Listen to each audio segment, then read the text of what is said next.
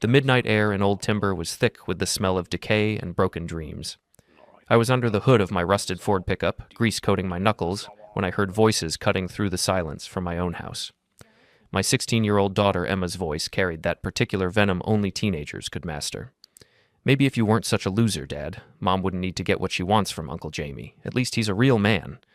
I froze, wrench in hand, as the words hit me like a sledgehammer to the chest. Uncle Jamie, my younger brother, the golden child who could do no wrong in our parents' eyes, who'd been flirting with my wife Sarah since the day I introduced them 5 years ago. Let me paint you a picture of Old Timber, Maine, population 3,847 on a good day, where everyone knows everyone's business before you know it yourself. The old lumber mill shut down 3 years back, leaving half the town unemployed and the other half pretending they weren't next.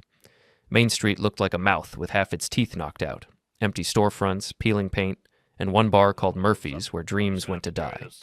I'd grown up here, married my high school sweetheart Sarah, and somehow convinced myself we could build something decent in this dying town. I ran a small construction business, fixing what was left of people's hopes one rotted board at a time. Sarah worked at the only law office in town, handling divorces and property disputes for people who couldn't afford to leave. But tonight, everything I thought I knew was crumbling faster than the old mill's foundation. I crept closer to the house, my work boots silent on the gravel driveway. Through the kitchen window, I could see Sarah and Emma facing off across our scarred wooden table.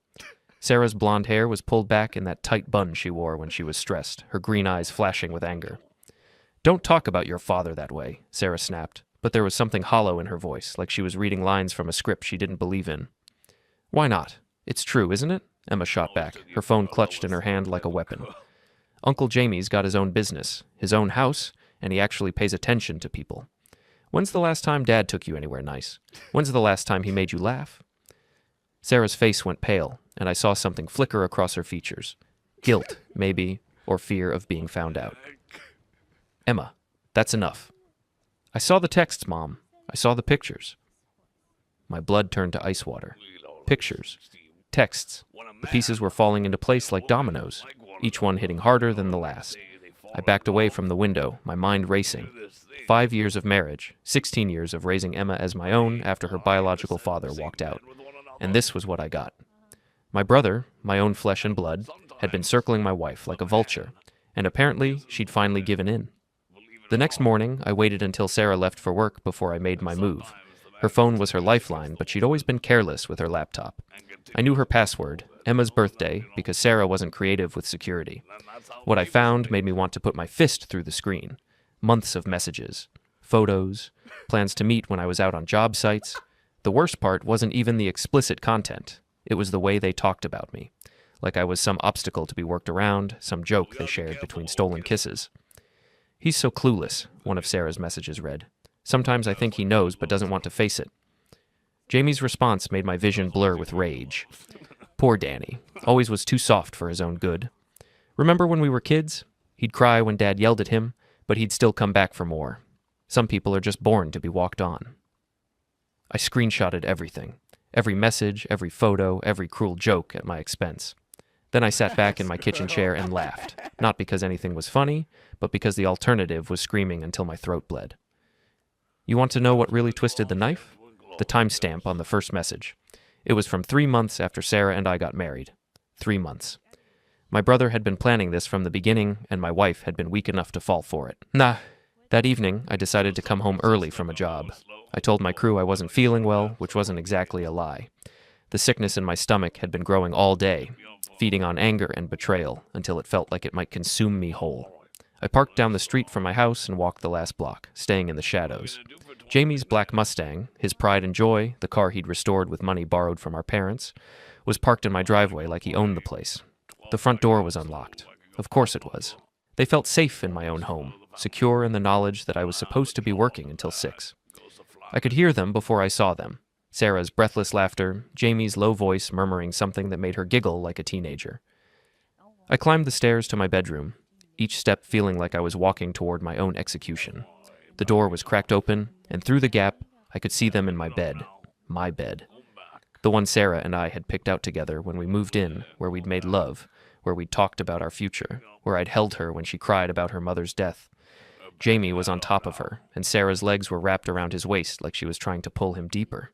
Her head was thrown back in pleasure I hadn't seen from her in months, maybe years. They were so lost in each other they didn't notice me standing there, watching my entire life fall apart. I cleared my throat.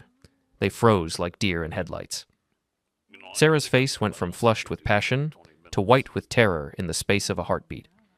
Jamie rolled off her, scrambling for his clothes with all the dignity of a rat fleeing a sinking ship. "Danny," Sarah gasped, pulling the sheet up to cover herself. "I can explain." "Can you?" I asked, surprised by how calm my voice sounded. Inside, I was screaming, but something cold and calculating had taken over. "Because I'd love to hear how you explain fucking my brother in our bed." Jamie had managed to pull on his jeans and was reaching for his shirt. "Look, man, this isn't how we wanted you to find out."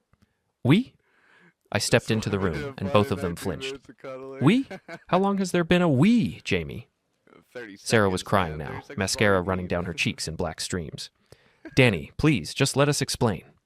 8 months, Jamie said quietly. He'd always been a coward, but at least he was an honest coward. "It's been 8 months. 8 months. 8 months of coming home to Sarah's kisses, 8 months of family dinners where Jamie sat across from me and smiled, 8 months of being the biggest fool in old timber." "Get out," I said. "Danny," Sarah started. "Get out," I roared, and they both scrambled for their clothes like the house was on fire.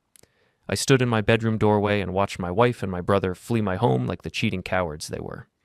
When I heard Jamie's Mustang roar to life and disappear down the street, I sat on my bed, on sheets that smelled like betrayal, and tried to figure out what to do next. The answer came to me like a revelation. I was going to tell my parents. They'd be horrified, of course. They'd demand that Jamie end things with Sarah, maybe even cut him off financially. My father had always preached about family loyalty, about how blood was thicker than water. Surely they'd stand by me in this. I drove to my childhood home with righteous anger burning in my chest, ready to finally have someone on my side. I was about to learn just how wrong a man could be. My parents lived in the same house where Jamie and I had grown up, a modest 2-story with peeling white paint and a front porch that sagged under the weight of too many harsh winters. Dad's truck was in the driveway next to Mom's ancient Honda, which meant they were both home. Good. I wanted them both to hear this. I didn't bother knocking. I'd grown up here, and some habits die hard. I found them in the living room, Dad watching the evening news while Mom worked on one of her endless crossword puzzles. They looked up when I walked in, and I could see the guilt written across their faces before I even opened my mouth. They knew. They fucking knew. "Danny," Mom said carefully, setting down her pencil, "we weren't expecting you." "I bet you weren't," I said, standing in the doorway like an unwelcome stranger in the house where I'd taken my first steps. "I just came from home. Found Jamie and Sarah in my bed. Thought you might want to know your golden boy is a home-wrecking piece of shit." Dad muted the television and turned to face me fully. At 62, Robert Mitchell still looked like the mill foreman he'd been for 30 years before the plant closed. Broad shoulders, calloused hands, and eyes that had seen too much disappointment to be surprised by anything. "Sit down, son," he said quietly. "I'll stand. Thanks. I won't be here long." I crossed my arms and waited for the outrage, the demands that Jamie end things immediately, the apologies for raising such a selfish bastard. Instead, Mom sighed like I just told her it was raining. "Danny, honey, we know about Jamie and Sarah," she said gently, like she was explaining something to a child. "We've known for months." The words hit me like a physical blow. "You've known?" "Jamie told us," Dad said. He was torn up about it, really he was. But sometimes these things just happen. You can't help who you fall in love with. I stared at them, waiting for the punchline, for some indication that this was all a sick joke. When none came, I felt something break inside my chest. "Are you fucking kidding me?" I whispered. "Language, Daniel," Mom said automatically. "Language? Language?" I was shouting now, but I didn't care. "My brother is fucking my wife, and you're worried about my language?" Dad stood up, his face hardening. "That's enough. We understand you're upset." "Upset? I'm upset?" I laughed, and it came out harsh and bitter. "My wife is cheating on me with my brother. My parents have been helping them cover it up, and you think I'm just upset?" "Nobody's covering anything up," Mom said, but she couldn't meet my eyes. We thought it would be better if you heard it from them." "When? When exactly were they planning to tell me? After they got married? After they had kids? When I was dead and buried?" The silence stretched between us like a chasm. Outside, I could hear the neighbor's dog barking and the distant sound of traffic on Route 9. Normal sounds from a normal evening in a normal family. But there was nothing normal about this. "Jamie's happy," Dad said finally. happier than I've seen him in years. And Sarah, well, she lights up around him in a way she never did with you. Each word was a knife twist. So that's it? Jamie's happy, so fuck me. It's not like that, Danny, Mom said, reaching out like she wanted to comfort me. I stepped back before she could touch me. We love you both. But Jamie, he's always been more sensitive. He needs more support. More sensitive? I couldn't believe what I was hearing. He's 31 years old, Mom. When does he stop being your baby and start being a man who steals his brother's wife? He didn't steal anything, Dad snapped. Sarah made her choice. Maybe if you'd been a better husband. Don't. The word came out low and dangerous. Don't you dare put this on me. But Dad was just getting started. When's the last time you took her out somewhere nice? When's the last time you bought her flowers or jewelry or anything that showed you appreciated her? Jamie treats her like a queen. With what money? I shot back. The money you gave him to start his garage? The money you loan him every month when his bills come due? It's easy to play Prince Charming when Mommy and Daddy are footing the bill. Mom's face flushed red. That's not fair, Danny. Jamie's business is just getting started. His business has been just getting started for 3 years. He's 31 and you still pay his car insurance. At least he's trying to build something, Dad said. At least he's not content to just patch other people's problems for the rest of his life. The insult hung in the air like smoke. My construction business, the one I'd built from nothing, the one that actually turned a profit, the one that employed 6 people from our dying town, was just patching other people's problems. I see how it is, I said quietly. Jamie's the success story, and I'm just the disappointment who's standing in the way of true love. That's not what we're saying, Mom protested, but her voice lacked conviction. Isn't it? I looked between them, these 2 people who'd raised me, who'd supposedly loved me, who were now asking me to step aside so my brother could have my wife. What exactly are you saying, then? Dad cleared his throat. We're saying that maybe it's time to let go. Sarah and Jamie, they're good together, they make sense, and you're still young enough to start over. Start over. I repeated the words like they were in a foreign language. Start over with what? My wife is leaving me for my brother, my daughter thinks I'm a loser, and my parents are taking their side. What exactly am I starting over with? You'll figure it out, Dad said with the kind of casual confidence that comes from not giving a shit. You always do. I stood there for a long moment, looking at these strangers who shared my DNA. My mother, who'd kissed my scraped knees and cheered at my boxing matches, was now telling me to accept that my wife preferred my brother. My father, who'd taught me to change oil and throw a punch, was suggesting I just walk away from my marriage without a fight. You know what the funny thing is? I said finally. I came here thinking you'd be on my side. I thought family meant something to you. Family does mean something to us, Mom said. That's why we want what's best for everyone. What's best for Jamie, you mean? What's best for the family, Dad corrected. Sometimes that means making sacrifices. My sacrifices, you mean. Always my sacrifices. I headed for the door, then stopped and turned back. Tell me something. When Jamie came crying to you about fucking my wife, did either of you, even for a second, think about telling him to stop? The silence was answer enough. I thought so. I opened the front door and stepped onto the porch that had welcomed me home 1,000 times. Don't call me. Don't come by. Don't pretend you give a shit what happens to me. You made your choice. Danny, wait, Mom called after me, but I was already walking to my truck. As I drove away from my childhood home for what I knew would be the last time, I felt something cold and hard settling in my chest where my heart used to be. My wife was a cheating whore, my brother was a backstabbing snake, and my parents were enablers who'd thrown me under the bus to protect their precious baby boy. Fine. If they wanted to play dirty, I could play dirty too. But first, I needed to figure out just how deep this betrayal went. I had a feeling I was only seeing the tip of the iceberg. I drove around Old Timber for an hour, my mind racing as the pieces of a larger puzzle began falling into place. Sarah's late nights at the office, Jamie's sudden financial improvements, the way conversation stopped when I entered rooms, the pitying looks from neighbors I'd attributed to my struggling business. How long had I been the town joke? How many people knew my wife was cheating before I did? I parked outside Murphy's Bar, the only place in town where a man could drink away his sorrows without judgment. The neon sign flickered like a dying heartbeat, casting red shadows across the cracked parking lot. Inside, the air was thick with cigarette smoke and broken dreams. Tom Murphy stood behind the bar, polishing glasses with mechanical precision. He'd been my boxing coach back in high school, before a knee injury ended any dreams I had of fighting professionally. Now he served whiskey to men who'd given up on their dreams and listened to their sob stories with the patience of a priest. Danny, he said as I slumped onto a bar stool. You look like someone ran over your dog. Worse, I said. Pour me a double whiskey. Make it the good stuff. Tom's weathered face creased with concern as he poured. Want to talk about it? I knocked back the whiskey and felt it burn all the way down. Found my wife fucking my brother in my bed today. Then went to my parents expecting support and found out they've known for months. Tom whistled low. Jesus, Danny, that's rough. Gets better. Apparently I'm supposed to just step aside and let them be happy together. For the good of the family. I signaled for another drink. Tell me something, Tom. How long has the whole town known? Tom hesitated, which was answer enough. Danny? How long? He poured himself a shot and drank it before answering. Couple months, maybe 3. They weren't exactly subtle about it. Jamie's been buying drinks for the house, talking about how he finally found the woman of his dreams. Sarah's been coming in here with her girlfriends, giggling about her secret romance like she was 16 again. The humiliation burned worse than the whiskey. And nobody thought to tell me? What was I supposed to say? Hey, Danny, your wife's cheating on you with your brother, and half the town's taking bets on when you'll figure it out? People were betting on it? Tom's silence was damning. I finished my second drink and stood up, tossing a 20 on the bar. Thanks for the honesty, Tom. More than I got from my own family. Danny, wait.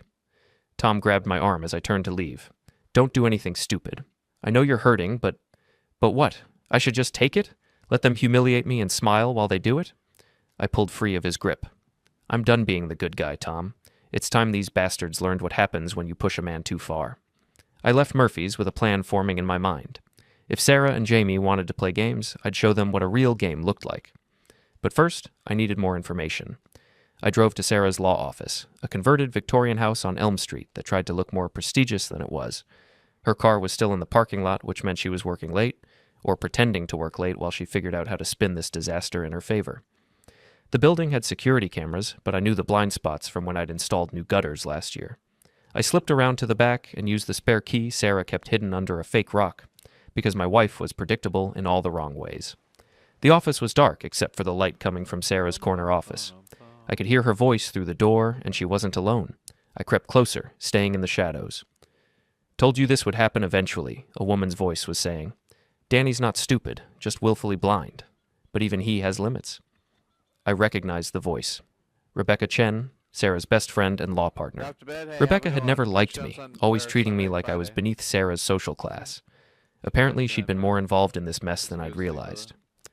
I know, Sarah said, and I could hear tears in her voice. But I thought we'd have more time. Jamie and I were going to tell him after Christmas, maybe ease him into the idea of a divorce. Ease him into it? Rebecca laughed harshly. Sarah, you've been fucking his brother for 8 months. There's no easing into that kind of betrayal. It's not like I planned this, Sarah snapped. It just happened. Jamie was there when Danny wasn't. He listened when Danny was too busy with work. He made me feel beautiful when Danny barely noticed I existed. I pressed closer to the door, my hands clenched into fists. Oh, please, Rebecca said. Spare me the romantic justification. You cheated because you were bored and Jamie was convenient. At least own it. There was a pause, then Sarah's voice, smaller now. What am I going to do, Becca? Danny looked at me like I was a stranger, like he hated me. Can you blame him? You humiliated him in the worst possible way, and now the whole town knows. Rebecca's voice softened slightly. Look, Sarah, I love you like a sister, but you fucked up. Big time. I know that, Sarah's voice cracked. But I love Jamie. I really do. And he loves me. Love. Rebecca snorted. Jamie loves the idea of taking something that belonged to his brother. You think you're the first woman he's done this with? My blood went cold. What do you mean? Come on, Sarah. You're a smart woman. Jamie's been pulling this shit since high school. Remember Kelly Morrison? She was dating that guy from Bangor when Jamie swooped in. And what about Lisa Chen? No relation, by the way, who was engaged to that teacher from Portland. That's different, Sarah protested, but she sounded uncertain. Is it? Jamie has a pattern, sweetheart. He sees something his brother has, something another man has, and he takes it. It's not about love, it's about winning. I heard a chair creak, then footsteps. You're wrong, Sarah said. Jamie's different with me. He needs me. He needs you to prove he's better than Danny. Once he's won, once he's proven his point, how long do you think it'll be before he gets bored and moves on to the next challenge? The conversation continued, but I'd heard enough. I slipped back out of the building and sat in my truck, processing what I'd learned. Jamie wasn't just a cheating brother. He was a serial homewrecker who got off on taking what belonged to other men. And Sarah was just his latest conquest, too blinded by attention and flattery to see she was being used. But Rebecca's words had planted a seed of doubt.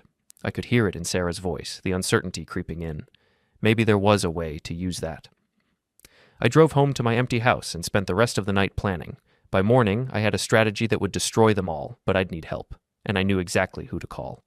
Emma was in the kitchen when I came downstairs, eating cereal and scrolling through her phone like nothing had happened. She looked up when I walked in, and I saw a flicker of guilt in her eyes. "Dad, Save it," I said, pouring myself coffee. "I heard what you said last night, about Uncle Jamie being a real man." Her cheeks flushed red. "I didn't mean—" "Yes, you did. And you know what? You're right. Jamie is more of a man than me. He takes what he wants without caring who gets hurt. He lies and cheats and steals, and people love him for it." I sat down across from her, and she flinched at whatever she saw in my eyes. "But here's the thing about real men, Emma. When you back them into a corner, they don't just roll over and die. They fight back." "Dad, you're scaring me." "Good," I said. "Because you should be scared. You chose your side last night. You chose your mother and Jamie over me. That's fine. You're old enough to make that choice. But choices have consequences." I stood up and headed for the door, then stopped and turned back. "Oh, and Emma, you might want to start looking for a new place to live. This house is in my name, and I'm thinking of selling it." I left her sitting there with her mouth open and drove to my office. I had calls to make and plans to set in motion. It was time to show my family what a real man looked like when he decided to stop playing nice. My construction office was a double-wide trailer on the outskirts of town, surrounded by equipment and building supplies. It wasn't much to look at, but it was mine, built with my sweat, my blood, and my refusal to give up when things got tough. Unlike some people I could mention. I sat behind my desk and opened my laptop, pulling up the screenshots I'd taken of Sarah and Jamie's messages. 8 months of betrayal, documented in explicit detail. Every lie, every secret meeting, every cruel joke at my expense. It was enough to destroy them both, but I wanted to be smart about it. I started with the finances. Sarah and I had joint bank accounts, joint credit cards, joint everything. As of this morning, I was freezing it all. I called the bank first. "Hi, this is Daniel Mitchell. I need to report suspicious activity on my accounts." 20 minutes later, every account was frozen pending investigation. Sarah wouldn't be able to access a dime without my signature. I felt the first spark of satisfaction I'd experienced in days. Next, I called Emma's college. "Hi, I need to speak to someone about my daughter's tuition payments. I need to cancel the automatic withdrawals." "Is there a problem, Mr. Mitchell?" "Family emergency. I need to reassess our financial situation." Another small victory. Emma wanted to play adult games. She could deal with adult consequences. Then I made the call I'd been saving for last. "Murphy's Bar." "Tom, it's Danny. I need a favor." "What kind of favor?" "The kind that involves a camera and Jamie's big mouth. You said he's been bragging about Sarah in your bar?" There was a pause. "Danny, I don't like where this is going." "Just hear me out. Jamie likes to run his mouth when he's drunk, right? And you've got security cameras behind the bar?" "Yeah, but I'm not asking you to do anything illegal. Just, if Jamie happens to come in tonight and starts bragging about fucking his brother's wife, and if your security system happens to be working, well, that's just coincidence, right?" Tom sighed. "You're playing with fire, Danny." "They already burned my house down, Tom. I'm just making sure they don't get away clean." That evening, I sat in my truck across from Murphy's and waited. Jamie's Mustang pulled into the parking lot at 8:30, right on schedule. My brother was nothing if not predictable. I gave him an hour to get drunk and loose-tongued, then walked into the bar. Jamie was holding court at a corner table, surrounded by his usual crowd of losers and hangers-on. His voice carried across the room, slurred with whiskey and arrogance. "Best thing that ever happened to me," he was saying. "Sarah's got class, you know, not like these local girls who think Applebee's is fine dining." "What about Danny?" someone asked. "Isn't he your brother?"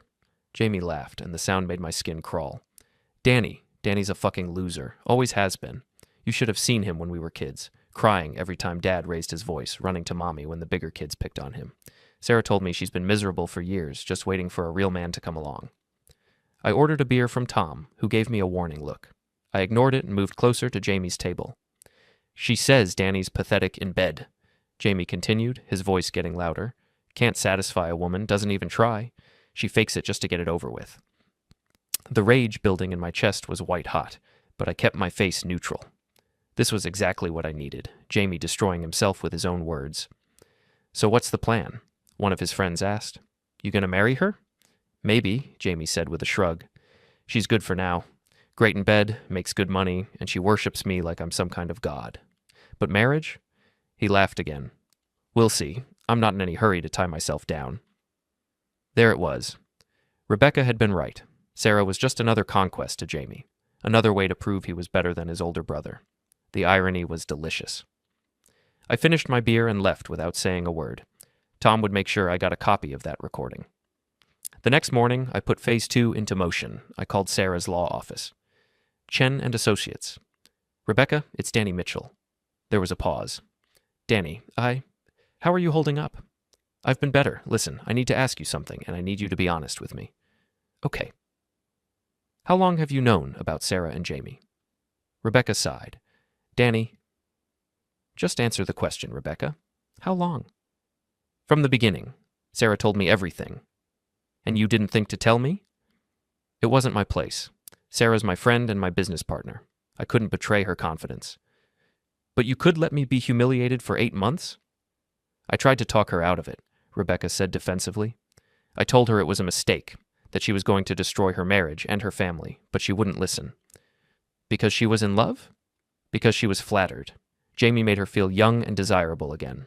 She lost her head." I smiled grimly. Rebecca was giving me everything I needed without realizing it. "Well, thanks for the honesty," I said. "I appreciate it." "Danny, wait. What are you going to do?" "I'm going to give my wife exactly what she deserves." I hung up and made my next call. The local newspaper was a small operation, but they had a website and a social media presence. And the editor, Mike Sullivan, owed me a favor from when I'd fixed his roof for half price after a storm tore through last winter. "Mike, it's Danny Mitchell. Remember that favor you owe me?" "Sure, Danny. What do you need?" "I've got a story for you about corruption in the local legal system." "What kind of corruption?" "The kind where lawyers sleep with their clients' husbands and then handle their divorce cases. Conflict of interest, I think they call it." There was a pause. "Are we talking about Sarah?" "I'm not naming names, but I've got documentation, messages, photos, recorded conversations, everything you'd need to verify the story." "Jesus, Danny, are you sure you want to do this?" "Mike, my wife has been cheating on me with my brother for 8 months. My parents knew and didn't tell me. My daughter thinks I'm a joke. My brother's been bragging about it in bars around town. I'm past caring about what I should or shouldn't do. Send me what you've got. I'll take a look." I emailed the folder right then. Screenshots of texts between Sarah and Jamie, hotel receipts from the Pine Ridge Inn, a voice memo Jamie had drunkenly sent to a buddy bragging about taking Danny's wife for a spin, even a photo of them kissing in Jamie's truck that one of his so-called friends had anonymously forwarded to me weeks ago.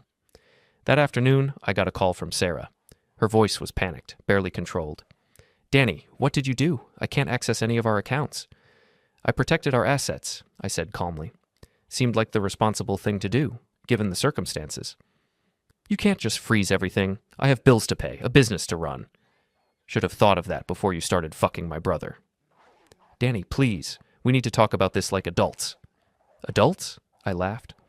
"Adults don't cheat on their spouses. Adults don't lie for 8 months. Adults don't humiliate their families in front of the whole town." "I know I hurt you, but you didn't hurt me, Sarah. You destroyed me. There's a difference." "What do you want? Money? The house? I'll give you whatever you want if you'll just be reasonable about this."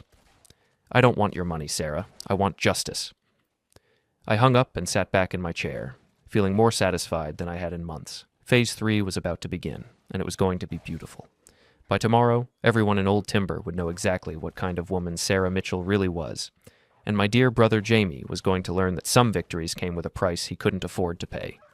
The war had officially begun. Mike called back that evening. "Danny, this is dynamite. I ran it past our legal guy. He says it's solid. We're going front page tomorrow, online tonight. You sure you're okay with your name attached?" "Use it. I want them to know who blew the whistle." The article dropped at 8 p.m. Local attorney accused of ethics violation in high-profile divorce case. No names were redacted. Photos included a blurry one of Sarah and Jamie at a bar downtown, arms around each other. The piece detailed the conflict of interest, the financial transfers, the timeline of the affair, all backed by documents I'd provided. Social media exploded. By midnight, the story had been shared county-wide. My phone lit up with texts from people I hadn't heard from in years. Old neighbor. Danny, I'm so sorry. I had no idea. High school buddy. Man, that's cold. You okay? Even my cousin in Portland. Saw the article. Proud of you for speaking up. I didn't reply to any of them. I was too busy watching Jamie's world implode in real time. He called at 2 a.m., voice slurred. You son of a bitch. You ruined me. You ruined yourself, Jamie. You couldn't keep it in your pants, and you couldn't keep your mouth shut about it. People are calling me a homewrecker. My boss wants to talk to me tomorrow. Mom and Dad are freaking out. Good. Maybe now they'll stop pretending this was all some harmless fun. He laughed, bitter. You think this makes you a hero? You're just a bitter loser who can't keep his wife. I kept my dignity, I said. That's more than you can say. I blocked his number. Sarah's firm suspended her pending investigation by the state bar. Clients started dropping like flies. By Friday, her office was dark, the sign still up, but the blinds closed. Word was she was holed up at her sister's place in the next county. My parents tried to reach me. I didn't answer. They'd chosen silence over truth for 8 months. They could live with the consequences now. Lily came home from college for the weekend. She sat on the porch steps with me, eyes red. Dad, I read the article. I'm sorry you had to see it like that. She shook her head. I'm sorry I didn't believe you. I thought you were just jealous or something. I should have listened. I put my arm around her. You're young. You trusted your mom. That's not your fault. We sat in silence for a long time. The crickets were loud that night. I'm staying with you, she said finally. I don't want to go back to Mom's, not for a while. I nodded. You're always welcome here. The divorce finalized 3 months later. Sarah got nothing. No alimony, no house, no retirement split. The judge cited her misconduct and the ethics complaint. Jamie lost his job at the mill after the story made rounds in the break room. He moved to Reno, chasing construction work. Last I heard, he was living in a trailer park. I kept the house, sold the extra land to pay off the mortgage, started a small carpentry business, custom furniture mostly. People in town still talk about the story, but they talk to me with respect now. I'm not the cuckolded husband anymore. I'm the guy who stood up. Sarah tried to apologize once through email. I deleted it unread. Sometimes I drive past her old office. The sign's gone now, replaced by a real estate agency. I don't feel joy. I don't feel anger. I just feel done. I rebuilt, piece by piece. With Lily's help, with new friends who didn't know the old me, with work that makes my hands ache in a good way. Betrayal took everything from me once, but it couldn't take my spine, and that's the only thing that matters. The story broke on a Tuesday morning. Mike Sullivan had done his homework, verifying every detail before publishing. The headline read, Local attorney accused of ethics violations in extramarital affair. It was professional, factual, and absolutely devastating. Within hours, the story was everywhere. The newspaper's website crashed from traffic. Social media exploded with comments and shares. By noon, Sarah's law office was fielding calls from reporters and potential clients demanding answers. I was installing new windows at the Henderson place when my phone started buzzing. Sarah's name appeared on the screen, and I let it go to voicemail. Then Jamie called, then my mother, then Emma. I ignored them all and focused on my work, humming under my breath for the first time in months. At lunch, I drove to Murphy's for a sandwich and found the place buzzing with conversations that stopped when I walked in, replaced by a mixture of sympathy and uncomfortable silence. Tom slid a beer across the bar without being asked. You've got balls, Danny. I'll give you that. Just tired of being the joke, I said, taking a long drink. Well, you're not the joke anymore. Sarah's office is in chaos. Rebecca's been fielding calls all morning, trying to do damage control, and Jamie... Tom shook his head. Jamie's been calling around town, trying to find out who talked to the reporter. Any luck? None. Mike protected his sources like a professional. Jamie's going crazy, trying to figure out how his private conversations became public knowledge. I smiled and took another drink. Funny how that works. My phone buzzed with a text from an unknown number. We need to talk. Family meeting tonight at Mom and Dad's. 7 p.m. Don't be a coward. It was from Jamie. The little bastard was calling me a coward after 8 months of sneaking around behind my back. The irony was rich. I texted back, I'll be there. At 6:30, I drove to my parents' house for what I knew would be the final confrontation. Jamie's Mustang was already in the driveway, along with Sarah's Honda. They were circling the wagons, preparing for one last attempt to make me the villain in their story. I walked in without knocking and found them all in the living room. My parents on the couch, Sarah in the armchair, and Jamie pacing by the window like a caged animal. They all looked up when I entered, and the hatred in Jamie's eyes was almost palpable. "There he is," Jamie snarled. "The vindictive piece of shit who just destroyed 3 people's lives." "3?" I asked, settling into the remaining chair. "I count 2, you and Sarah, unless Mom and Dad were in on the cheating too." "That's enough," Dad said sharply. "We're here to fix this mess, not make it worse." "Fix it?" I laughed. "How exactly do you propose to fix 8 months of betrayal and lies?" "By acting like adults," Mom said. "By putting the family first." "The family?" I looked around the room at these people who shared my blood, but felt like strangers. Which family are we talking about? The one where my brother fucks my wife, or the one where my parents help cover it up? "We never helped cover anything up," Dad protested. "You knew about it for months and said nothing. That's not covering up." Sarah spoke for the first time since I'd arrived. "Danny, I know you're angry." "Angry?" I turned to face her, this woman I'd loved and trusted and built a life with. "I'm not angry, Sarah. I'm done. There's a difference." "The newspaper story was cruel and unnecessary," she continued. "You've humiliated me professionally, destroyed my reputation, and for what? Revenge?" "Justice," I corrected. "You're a lawyer who was sleeping with a client's family member while handling potential divorce proceedings. That's an ethics violation, and you know it." "I never handled your case. We're not even divorced yet." "But you were planning to, weren't you? You and Rebecca had it all figured out. How much you'd take me for, how you'd spin the narrative to make me look like the bad husband who drove his wife into another man's arms." The silence that followed told me I'd hit the mark. Jamie stopped pacing and turned to face me. "You always were a vindictive bastard. Even when we were kids, you couldn't stand to lose." "Lose?" I stood up, and Jamie instinctively took a step back. "I didn't lose anything, Jamie. You stole it. There's a difference between losing a game and having someone cheat." "I didn't steal anything. Sarah came to me. Because you've been circling her like a vulture for 5 years, waiting for your chance. You think I didn't notice the comments, the looks, the way you always found excuses to touch her?" "She wanted me to touch her." The admission hung in the air like a confession. Sarah's face went white, and I saw her realize what Jamie had just revealed. 5 years?" she whispered. "You've been planning this for 5 years?" Jamie's face flushed red as he realized his mistake. "That's not what I meant." "Isn't it?" I asked quietly. "Tell her, Jamie. Tell Sarah about Kelly Morrison, about Lisa Chen, about your pattern of taking what belongs to other men."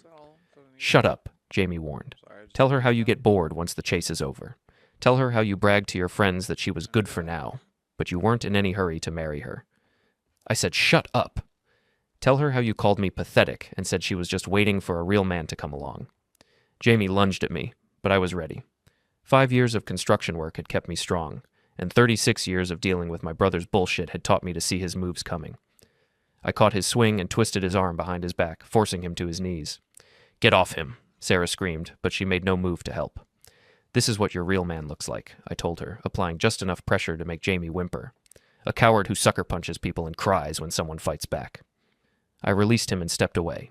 Jamie scrambled to his feet, his face red with humiliation and rage. "You're going to pay for this," he snarled. "Both of you are going to pay." "Both of us?" Sarah asked. "You think I'm going down alone? You think I'm going to let you pretend you were some innocent victim in all this?" Jamie's mask was finally slipping, revealing the selfish, vindictive man underneath. "You chased me just as hard as I chased you. You begged me to leave Danny and be with you. You said you'd do anything to make me happy."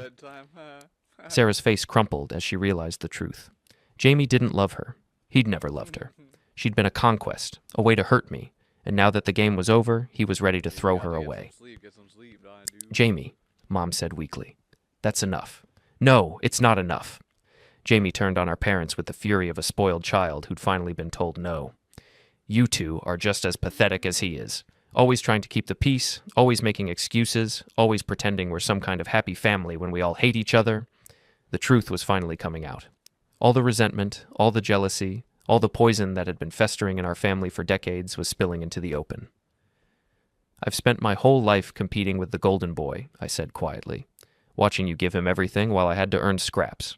But you know what? I'm grateful, because it taught me to be strong. It taught me to build something real instead of just taking what other people built."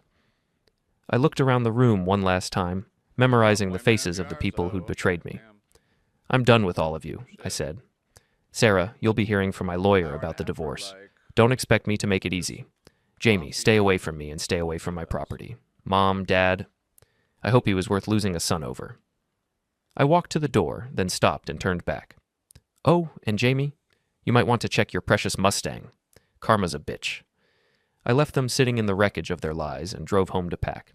I'd already found a small apartment across town, far enough away to avoid the daily reminders of my old life. As I loaded my belongings into my truck, I heard a distant sound that made me smile. Jamie, screaming in rage as he discovered what I'd done to his car. Nothing permanent, nothing that couldn't be fixed, but expensive enough to hurt. And perfectly legal, since the car was parked on a public street. The war was over. I'd lost my wife, my family, and my home, but I'd won something more valuable, my self-respect. And sometimes that's enough. I drove away from Old Timber that night and never looked back. Behind me, I left a town full of people who'd learned too late that every action has consequences, and some bridges, once burned, can never be rebuilt. You binge the rest of Breaking Bad and